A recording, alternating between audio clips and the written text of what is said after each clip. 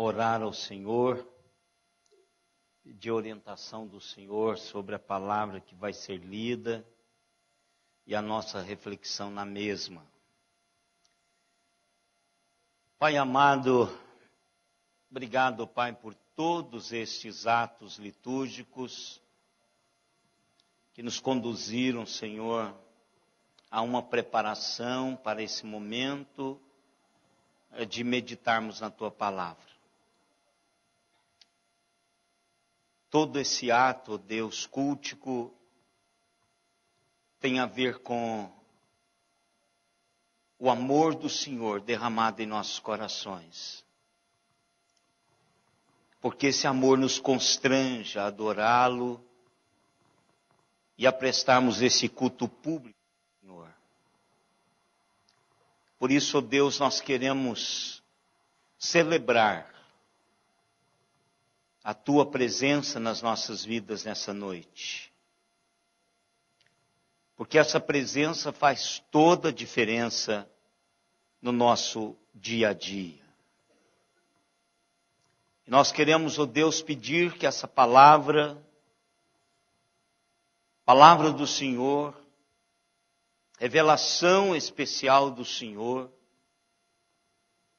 traduza em nossos corações a necessidade de vivermos este encontro com Jesus. Que a nossa vida seja o refletir disto todo o tempo. E que o Senhor nos ajude a não só compreender o texto, mas também vivermos de maneira digna do que nós vamos ouvir. Obrigado, Pai, porque o Senhor nos ama. E isto é o que faz toda a diferença. Nós queremos tributar ao Senhor todo louvor e toda gratidão pelo que Teu Espírito Santo faz conosco, dando-nos a consciência permanente de que isto é verdade. Obrigado, Senhor, por tudo quanto o Senhor tem nos dado enquanto igreja, enquanto família presbiteriana, enquanto família do Senhor, com todas as outras famílias que formam a família do Senhor. Obrigado, Deus, pela compreensão da Tua palavra. E ajude-nos em nome de Jesus. Amém, Senhor. Amém. Irmãos, eu falei sexta-feira em São José do Rio Preto, no encontro de homens, lá na segunda igreja presbiteriana de Rio Preto, pastor Watterson. E aquela semana passada, Deus colocou no meu coração algo para compartilhar ali. E eu compartilhei com aqueles irmãos aquilo que Deus estava colocando no meu coração. E compartilhei hoje de manhã também lá em Américo, pelo aniversário da congregação. Nós estávamos lá hoje. E eu também compartilhei isso. É que se nós olharmos de Gênesis a Apocalipse, essa revelação especial de Deus tem a ver com pessoas. Se nós pegarmos a palavra de Deus e assim pudéssemos fazer, sacudindo assim, iria cair pessoas daqui. Muitas pessoas. Milhares de pessoas iriam cair aqui de dentro. Porque Deus revelou-se através de pessoas. Enquanto essas pessoas estavam vivendo, experimentando esse mover de Deus na sua história, Deus estava se revelando. E hoje nós temos o cânon completo. Mas Deus não deixou de revelar-se através da sua revelação especial, às pessoas que sucederam essas pessoas canônicas. Essas pessoas que estão aqui relatadas, os seus nomes, e às vezes nem os seus nomes, mas realidades existenciais registradas na palavra de Deus.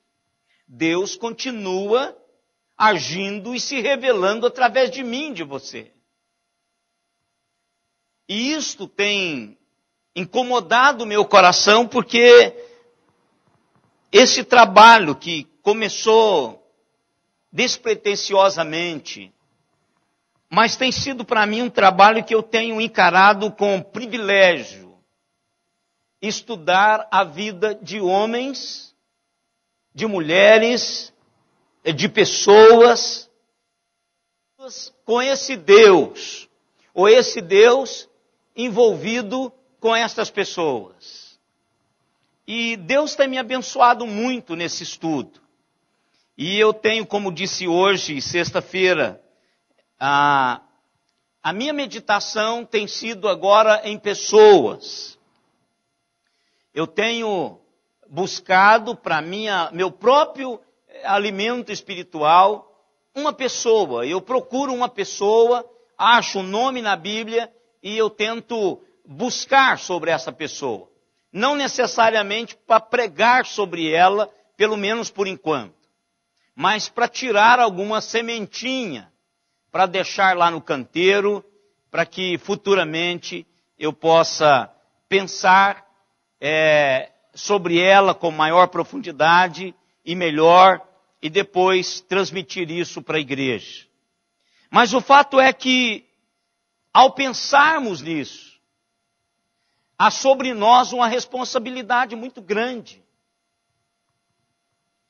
Primeiro, aquilo que Deus quer fazer, Ele quer fazer comigo e com você hoje. Nós somos alvos do que Deus quer fazer. E algumas coisas que Deus quer fazer, Ele quer fazer por intermédio de nós. Algumas Ele quer fazer conosco. E Ele vai fazer isso primeiro. Porque primeiro Ele faz conosco para depois usar-nos. Porque só podemos representá-lo quando estivermos experimentando as realidades dele nas nossas vidas. E eu, essa semana,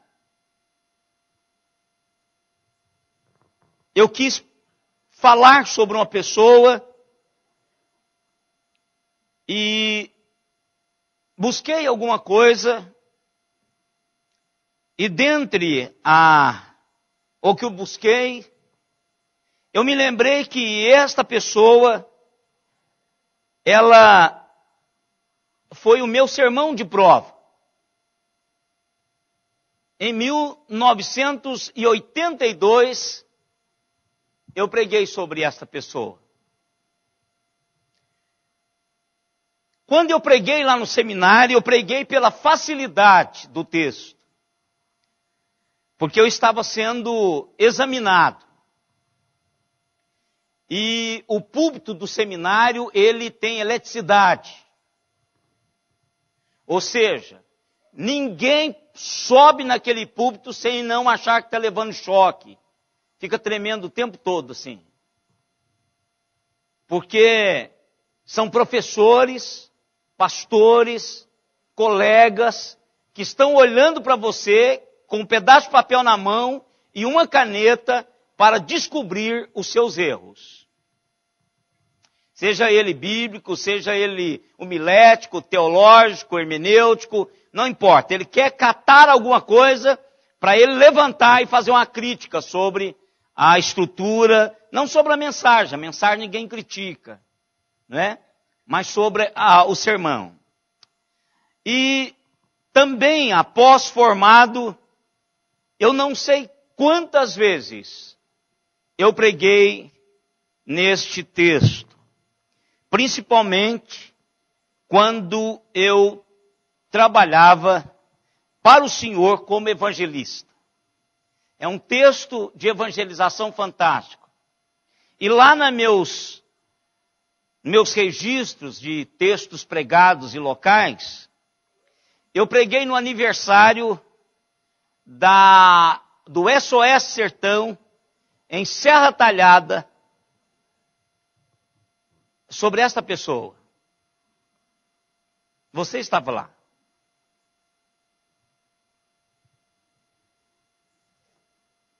E eu gostaria de falar hoje de novo. E para mim falar isto me dá-se uma facilidade muito grande. Primeiro porque se eu fechar os olhos, eu posso ver todos os caminhos hermenêuticos do texto. Eu posso pregar uma mensagem evangelística nesse texto, não só uma, duas, três, quatro mensagens evangelísticas, falando da mesma pessoa, enfocando aspectos diferentes. Posso falar sobre uma mensagem histórica, biográfica, falando sobre a história deste homem e o encontro dele com Deus. Mas hoje eu quero dar um enfoque diferente. Hoje eu quero fazer uma pergunta ao texto. Mas primeiro eu quero ler o texto com vocês. Quem é que sabe o nome dessa pessoa? Aleir. Como é que está a sua memória? O que eu preguei há 13 anos atrás, em Serra Talhada, numa mensagem evangelística? Você lembra, não? Foi 13? Não, que 13? 13 eu já estava aqui. Eu não fui Serra Talhada nada, isso tem quase 20 anos. Você é ruim de memória, hein, Aleir? Lucas capítulo 19. Você lembra que aquele menininho que estava esperando crescer para matar o pai, para matar a pessoa que tinha matado o pai dele, e ele não quis se converter? Então foi por causa desse texto aqui.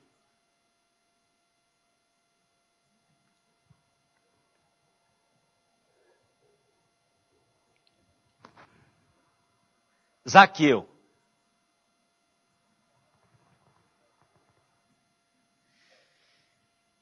Entrando em Jericó, atravessava Jesus a cidade. E eis que um homem chamado Zaqueu, maioral dos publicanos e rico, procurava ver quem era Jesus. Mas não podia, por causa da multidão e por ser ele de pequena estatura. Então, correndo adiante, subiu a um sicômoro a fim de vê-lo, porque por ali havia de passar. Quando Jesus chegou àquele lugar, olhando para cima, disse-lhe: Zaqueu, desce depressa, pois me convém ficar hoje em tua casa. Ele desceu a toda a pressa e o recebeu com alegria. Todos os que viram isto murmuravam, dizendo que ele se hospedara com um homem pecador. Entre mentes, Zaqueu se levantou e disse ao Senhor: Senhor, resolvo dar aos pobres a metade dos meus bens. E se em alguma coisa tenho defraudado alguém, restituo 4 vezes mais. Então Jesus lhe disse: hoje houve salvação nesta casa, pois que também este é filho de Abraão. Porque o Filho do Homem veio buscar e salvar o perdido. Que Deus nos abençoe através da sua palavra já abençoada.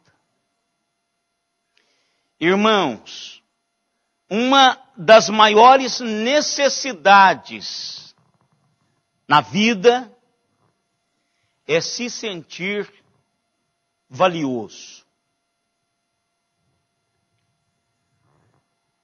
É sentir que somos importantes. Que a nossa vida importa.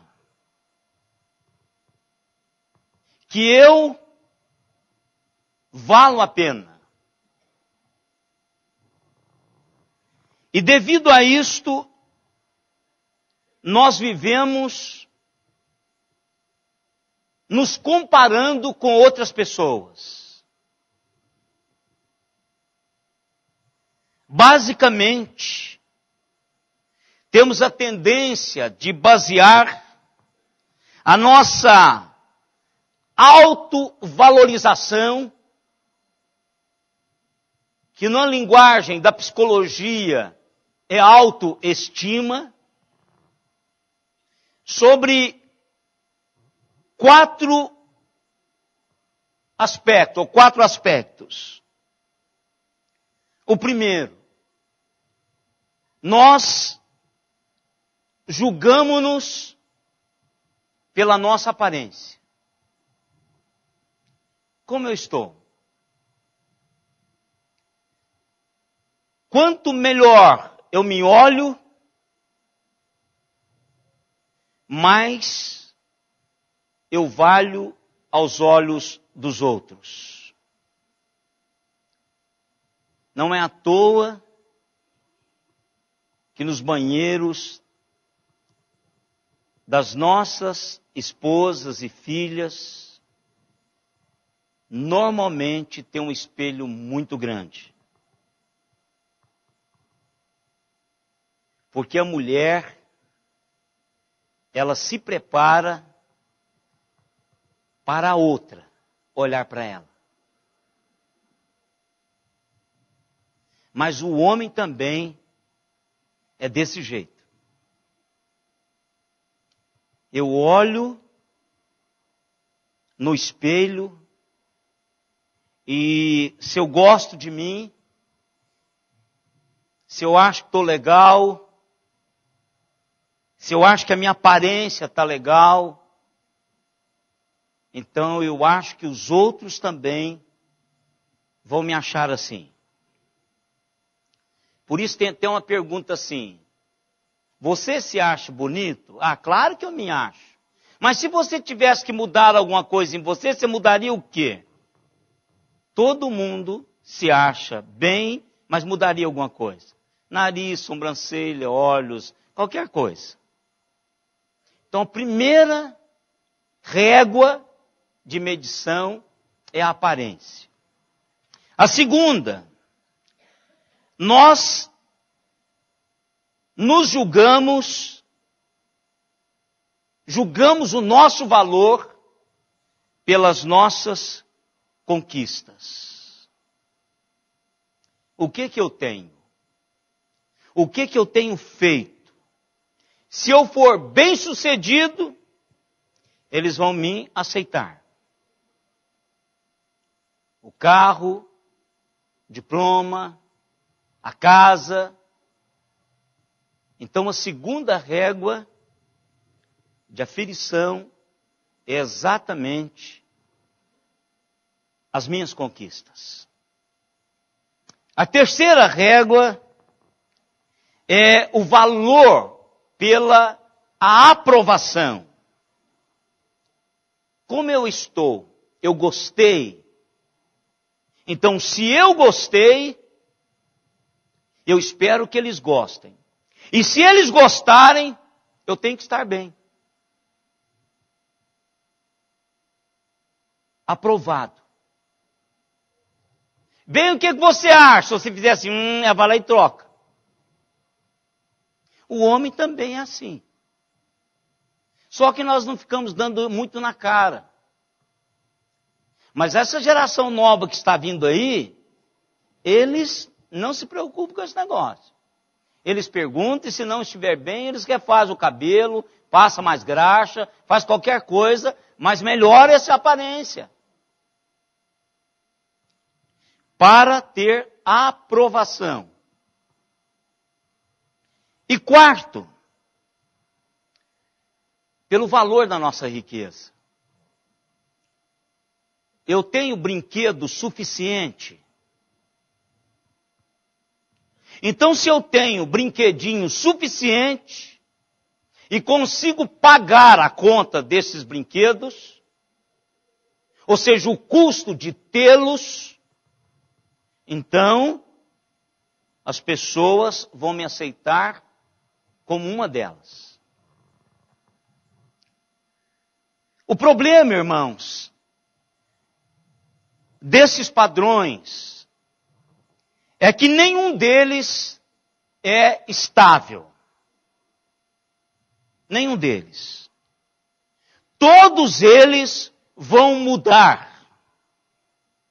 Todos eles vão mudar. A aparência muda com o tempo.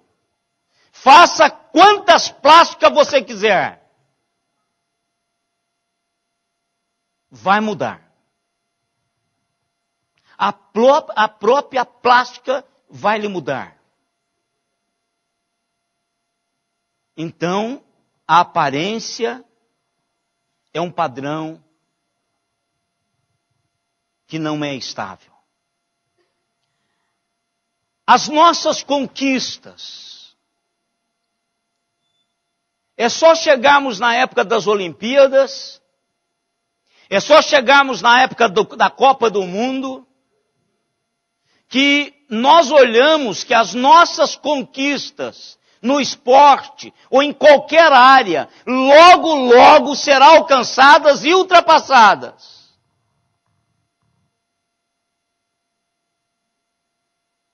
Gente, eu me lembrava que um curso de universidade era uma relíquia.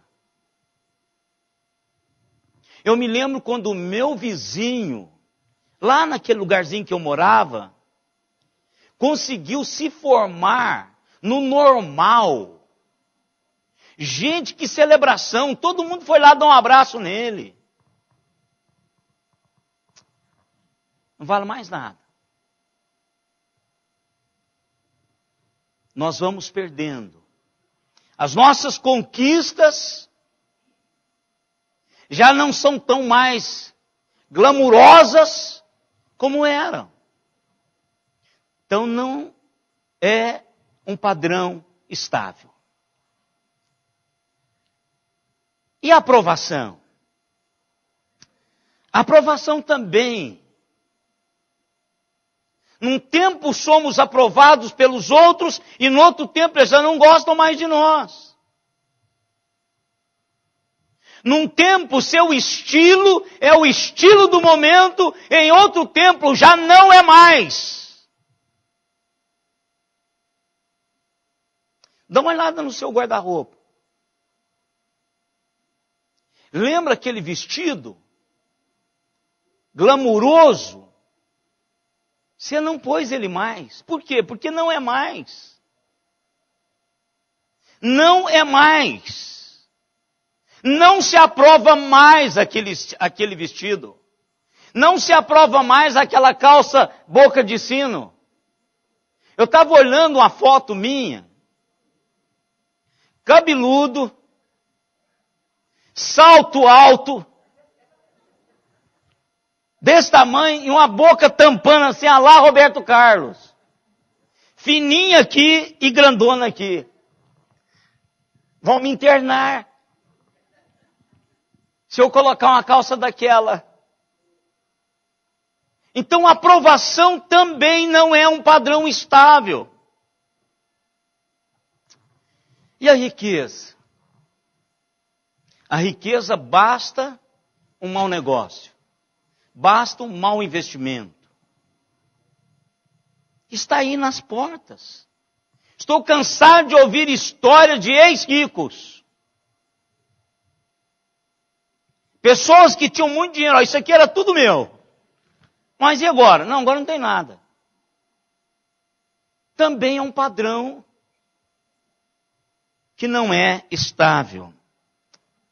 O problema, irmãos, é que muitas vezes nós deixamos isto determinar a nossa autovalorização. O que é que você acha que a sua autovalorização será depois que houver essas mudanças na sua vida? Você envelhecer, não ser mais ouvido ou aprovado, ou as suas conquistas não têm muito valor, porque tem gente conquistando muito mais hoje, com muito mais rapidez, e muito mais útil do que são as suas. E a sua riqueza, você viu que não durou tanto tempo. Se queremos, irmãos, construir uma autovalorização, de modo que ela dure, nós precisamos construí-la a partir de padrões que não mudam. Porque aí nós teremos para sempre a nossa autovalorização a cada dia sendo apalpado por mim e por você como algo permanente. E só uma coisa não vai mudar. É o que Deus pensa sobre você.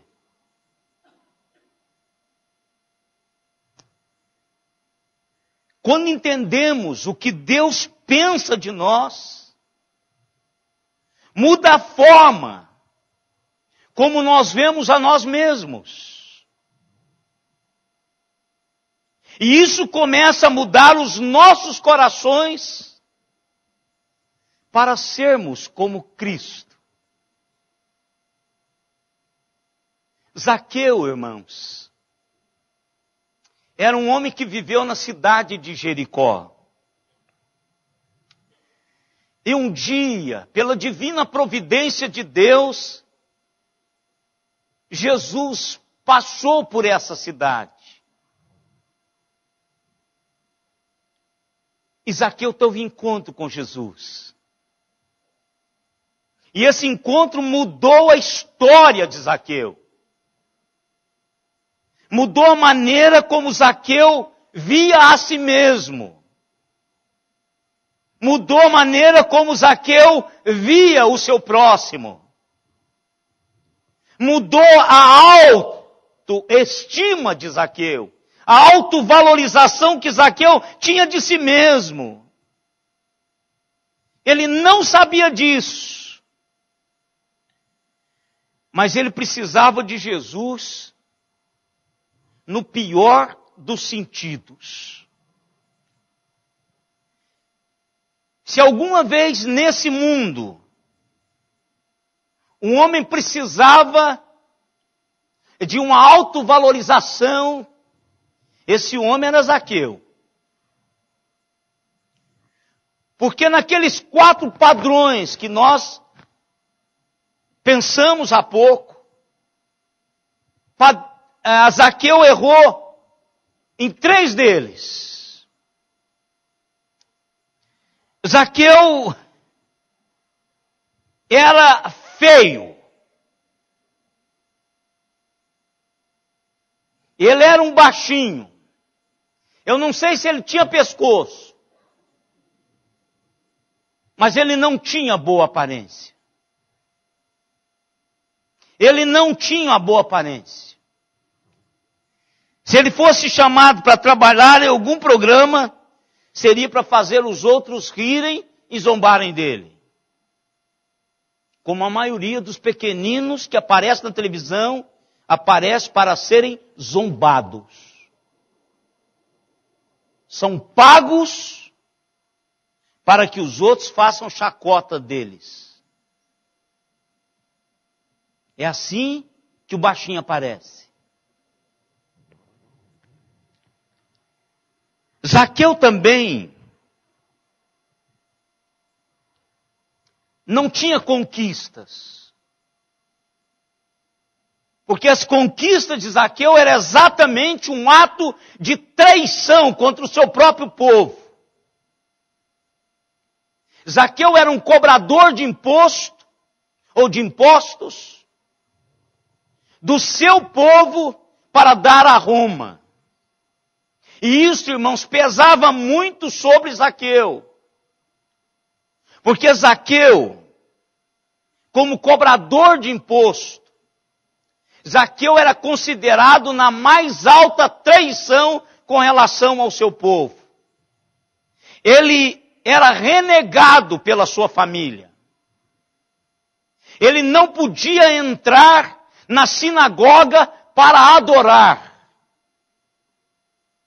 Ele seria considerado tão ruim quanto um assassino. Então, ele perderia o terceiro princípio, a terceira régua de aferir a sua autovalorização. Ele não era aprovado. Mas ele era rico. Ele só era rico. E ele era o mais miserável dos ricos. Como resultado, Zaqueu era infeliz. E por que eu sei que ele era infeliz? É muito simples. Eu sei porque você não pode ter uma consciência culpada e se sentir bem consigo mesmo. Consciência culpada não nos deixa sentir bem conosco mesmos. Não tem como se sentir bem consigo mesmo se você tiver uma consciência culpada. Ele sabia que estava roubando as pessoas. Ele sabia que estava fazendo algo contra a sua própria realidade, a realidade do seu próprio povo. E por isso, com o tempo, a sua autovalorização foi sendo minada. O que temos aqui, irmãos, é uma pessoa com um monte de dinheiro, mas não gosta de si mesmo. Como qualquer outro que vivesse como ele vivia. Mas um dia, um breve encontro dele com Jesus mudou a sua história. Por quê? Porque ele aprendeu o quanto ele era importante para Deus. O quanto que o representante legal de Deus e o Deus encarnado, Jesus Cristo, declarou a ele o quanto que ele era importante para Deus. E eu tenho brincado, irmãos, nós não precisamos de uma autoestima. Nós precisamos de uma estima do alto. Como é que sabemos que podemos cultivar essa realidade da importância que Deus dá a mim e a você? Primeiro, Jesus percebeu Zaqueu. Não importa o quão mal eu me sinta quando ninguém mais parece notar-me, porque eu sei que Jesus me percebe. Eu sei que Jesus Cristo sabe quem eu sou. Eu fico pensando, irmãos, Zaqueu, o pequenino Zaqueu, fazendo algo que nenhum homem rico do Oriente Médio faria. atravessaram a multidão, porque ele queria ver a Jesus. E ele não conseguia fazê-lo porque a multidão impedia. Então ele atravessa toda a multidão, o nanico, toda a multidão. Um homem rico do Oriente Médio jamais faria isso. E pior, ele sobe em uma árvore e fica escondido no meio dos galhos só para ter ideia quem era Jesus Cristo. E quando ele está lá, irmãos, isso foi chocante. Foi chocante. Quando ele está lá, trepado naquela árvore, Jesus caminha em direção àquela árvore, com toda a multidão que o seguia. Todos eles pararam quando Jesus parou. Jesus olha para cima. Lucas nos diz no verso 5 que Jesus olhou, chegando naquele lugar, Jesus olha para cima e o chama pelo nome, Zaqueu.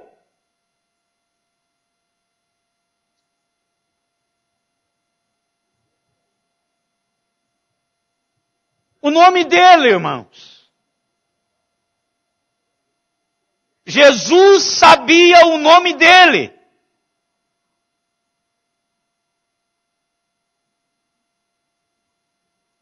Por que você acha que Jesus fez isso? É porque Jesus conhecia o coração de Zaqueu. Tu provas o coração. Acabamos de ler agora mesmo esse texto da palavra do Senhor. Tu provas o coração. Jesus conhecia o coração de Zaqueu. E Jesus conhece o meu e o seu coração. Deus sempre teve os seus olhos amorosos sobre a nossa vida.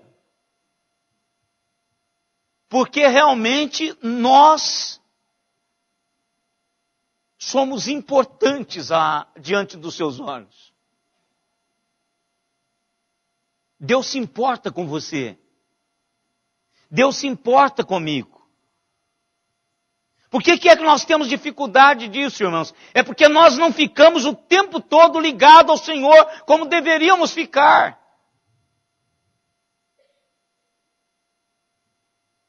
Mas Deus está ligado o tempo todo conosco, ou em nós. Os olhos do Senhor estão continuamente sobre os homens. Deus se importa, irmãos.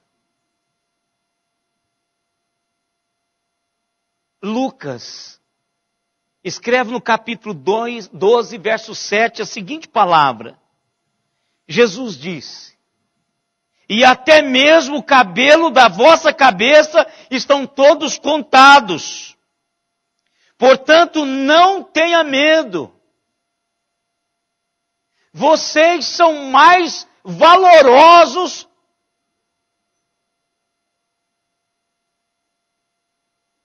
Vocês são mais valorosos. Irmão, se Deus sabe sobre os cabelos da minha cabeça, Ele sabe todas as outras coisas. Um dia desse eu fui limpar a minha escova e fiquei abismado de estar caindo, será tudo isso? Então todos aqueles que saem, todas as vezes que a gente vai pentear o cabelo, viu, Heber? Está sendo descontado.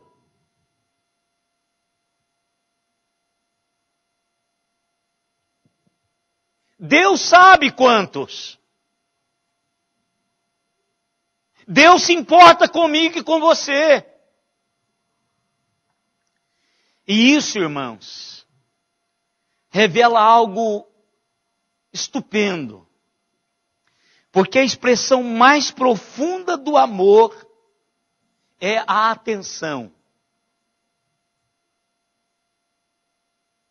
A expressão mais profunda do amor é a atenção. Quando você dá atenção, a sua atenção a alguém, você está dando-lhe o seu amor.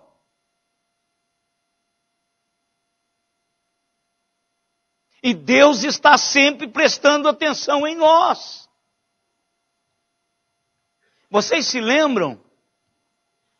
Vocês que já têm filhos como eu tenho, já grandes, casando, indo embora. Quando eles começaram a andar de bicicleta. Papai, mamãe, ó, tô andando. E os engraçadinhos que soltam, olha aqui, ó, papai, mamãe. O que ele está fazendo? Está chamando a nossa atenção. Deus presta atenção em nós, irmãos. Os adultos também querem ser notados. E aí vestem roupas bonitas, pintei o cabelo diferente, faz penteados coloridos, para serem notados.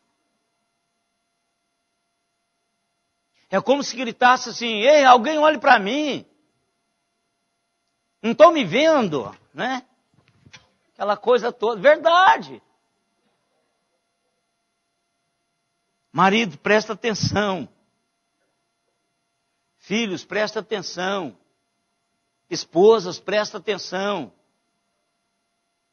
Porque a expressão mais profunda de amor é a atenção. Deus importa comigo e com você. Ele nos percebe. Jesus chegou lá e disse, oi Zaqueu. Todo mundo ficou espantado em volta. Como é que ele sabe o nome dele? Desse crápula. Como é que ele sabe o nome desse traidor? Como é que ele sabe o nome desse canalha? Porque a reação vai vir depois. Mas Jesus, irmãos, não só nos percebe, mas Jesus também nos eleva. Como isso é gostoso, irmãos. Sabe por que eu sei que Zaqueu era ridicularizado, rejeitado pelo seu tamanho? E talvez a psicologia diga assim, por isso que ele é corrupto. Por isso que ele não liga para o seu povo. Ele rouba do povo porque o povo, sofreu bullying. Não é isso que o menino que matou de 12 anos, que matou lá nos Estados Unidos, o último aí? Diz que ele sofria bullying. Por isso ele foi lá, pegou a arma e atirou. E depois se matou. Não justifica. Mas Zaqueu era um pequenino defeituoso. Por que eu sei? Porque a palavra grega para baixa estatura significa o corpo de uma criança que não está totalmente crescido.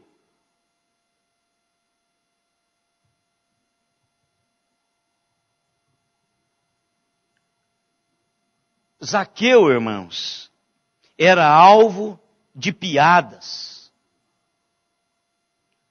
Zaqueu talvez ficou rico para mostrar que ele poderia ser rico mesmo sendo baixinho e feio.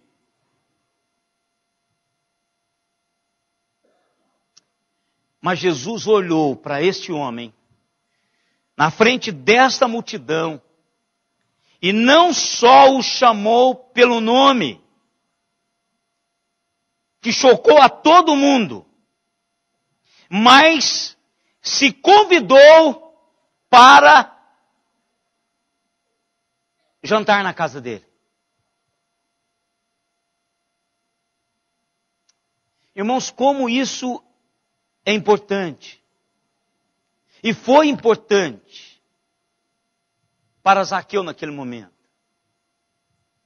Elevou-se.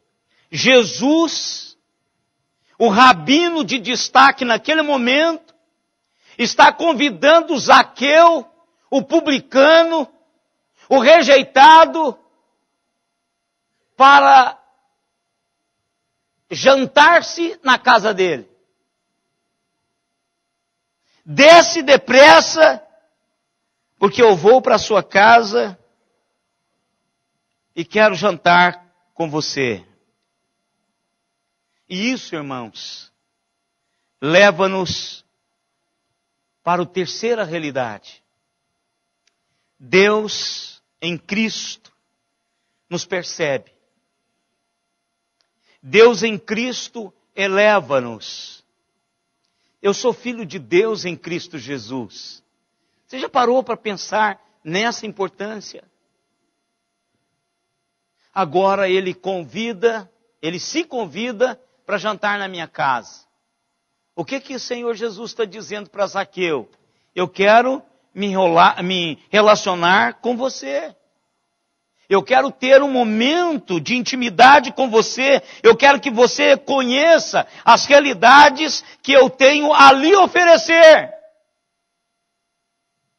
E aí, irmãos, começa um buchicho tremendo. Qual que é o buchicho? Está no verso 7. O que diz aí? Todos os que viram a reação de Zaqueu, irmãos. Todos os que viram a atitude de Jesus em direção a Zaqueu. Todos que perceberam que apesar de pequenininho, ele desce correndo, ele desce depressa, com júbilo e com alegria no coração, porque alguém prestou atenção nele, porque alguém o chamou pelo nome, porque alguém quer jantar com ele. E esse alguém não é ninguém mais do que Jesus Cristo, o eterno Filho de Deus. O homem do momento. O que estava empolgando todas as pessoas à sua volta. Multidões e multidões concorriam para ouvir a Jesus. E esse homem importante quer jantar comigo. No verso 7. Todos os que viram isto murmuravam dizendo que ele se hospedara com um homem pecador. O que dá a entender no texto é que o Jesus aproveitou e dormiu lá. Não só jantou. Não só comeu da comida.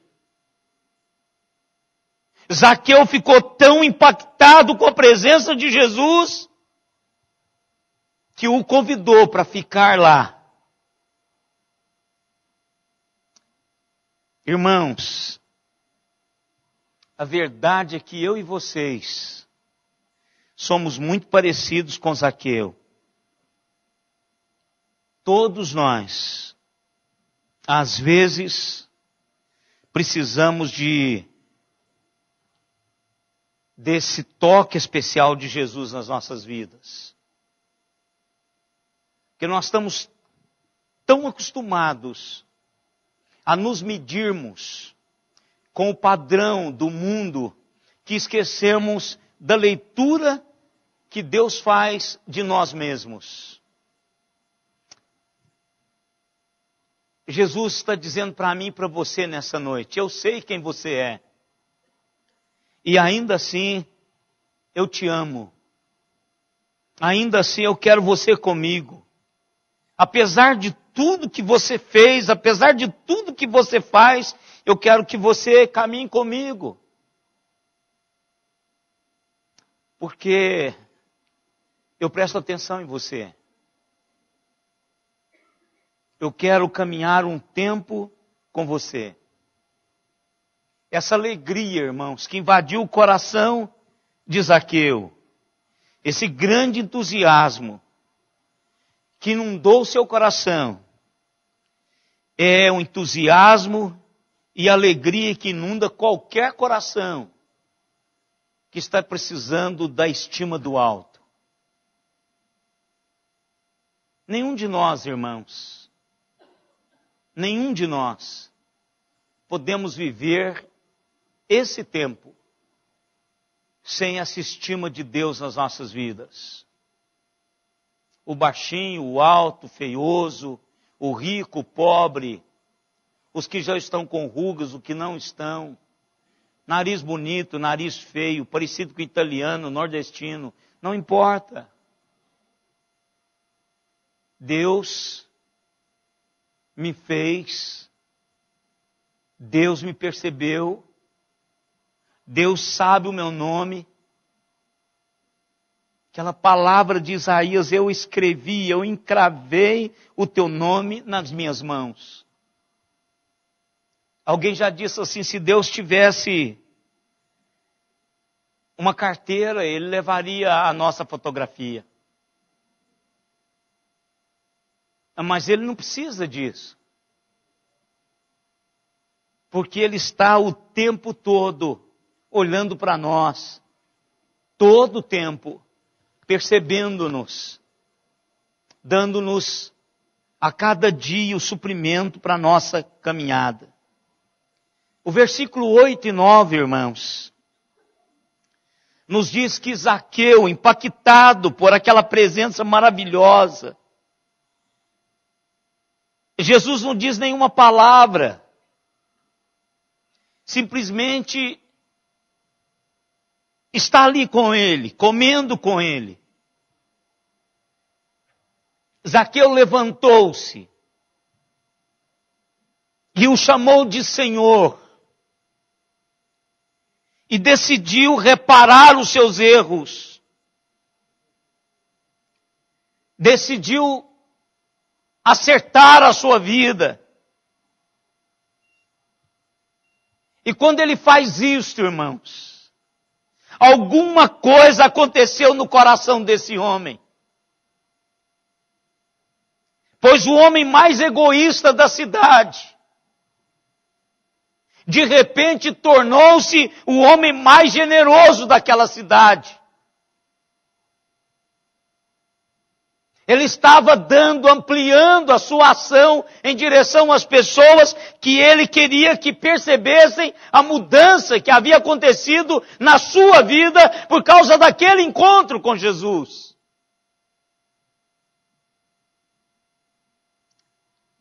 O que aconteceu?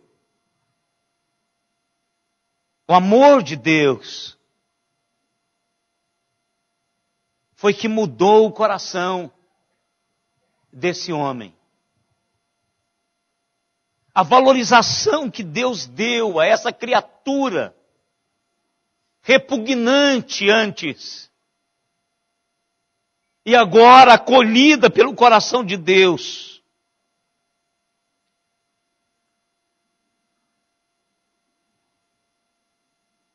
E aqui nós temos duas realidades. A primeira realidade da proclamação dessa verdade. E a segunda realidade, o experimento pessoal dessa realidade. Eu sei que para nós crentes, não é novidade saber que Deus me percebe, que Deus sabe quem eu sou. E se nós quisermos trabalhar a nossa teologia reformada, nós vamos trabalhar no sentido de entender que Ele fez isso antes da fundação do templo. Então isso, teologicamente, eu tenho na mente de que Deus me percebeu antes de ir. Se eu quero esmiuçar um pouco mais, eu vou dizer que a palavra de Deus garante a mim que Deus pensou em mim enquanto eu era líquido seminal.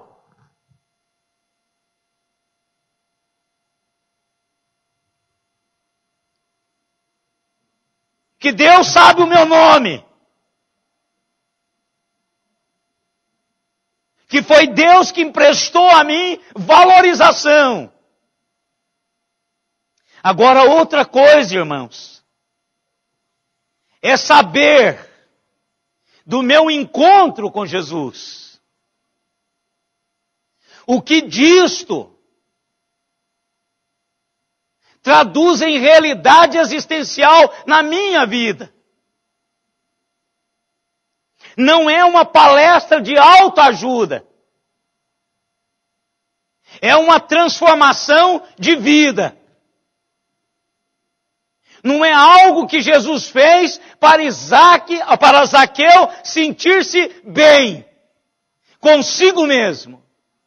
Levantar a autoestima de Zaqueu. Mas o que Jesus fez foi transformar o coração de Zaqueu.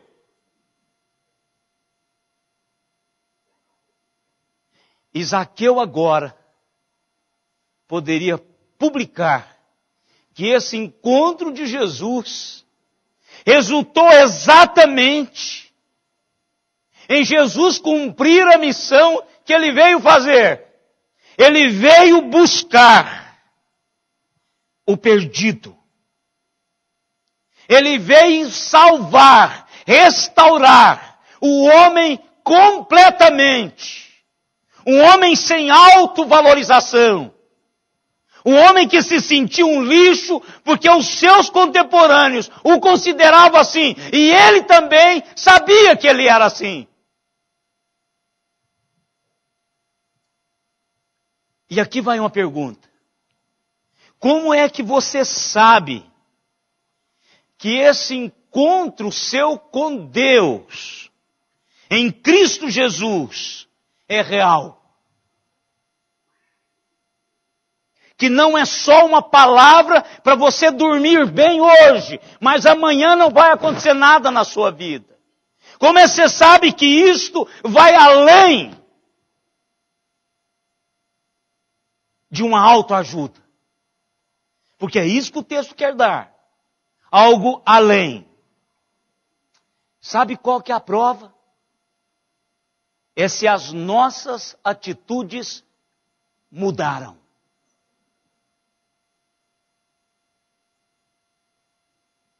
Não é só para eu sentir bem. É a minha vida mudada a partir do meu encontro com Jesus. As suas atitudes mudaram. Se não mudaram, pode mudar a partir de hoje. Porque é um encontro de transformação. Jesus vem ao nosso encontro, Ele nos percebe, Ele sabe quem somos, Ele nos ajuda, Ele nos anima. E a palavra de Deus está repleta de uma palavrinha-chave para isso. Ele diz, não temas. Isso é para levantar o meu ânimo. Isso é para dar-me motivação. Agora, Zaqueu teve todo esse aconchego, como o texto de Efésios que nós lemos. Vós que estáveis longe, fostes aproximados pelo sangue do Cordeiro. Deus nos trouxe para perto de si. Agora, mudaram as nossas atitudes? Nós somos melhores? Você se tornou uma pessoa mais generosa? Porque foi isso que Zaqueu fez. Você de repente começou a pensar nos outros, deixou de pensar em si mesmo, começou a dilatar o seu coração em direção a outras pessoas. Sabe por quê, irmãos? Porque nós somos feitos à imagem de Deus. E quando encontramos com Jesus, começamos a mudar para refletir essa imagem de Deus. É a imagem do verdadeiro amor de Deus. Essa tensão de Deus para conosco é a marca do seu amor. Zaqueu demonstrou publicamente a sua mudança de coração. E Deus espera que todos nós que encontramos com Jesus, Ele quer também que demonstremos publicamente o que aconteceu em nosso coração. Ele continuou pequenininho, ele continuou sem muita aprovação entre os seus, ele continuou rico, mas não tão rico quanto era, mas agora nada disso importava, porque ele aprendeu que ele era uma obra-prima de Deus, feitura de Deus em Cristo Jesus. E ele publicou isso.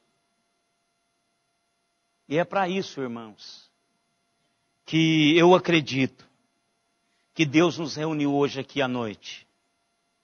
Não é uma palavra de autoajuda. É uma palavra de transformação. É uma palavra de transformação. Eu vou continuar sendo baixinho.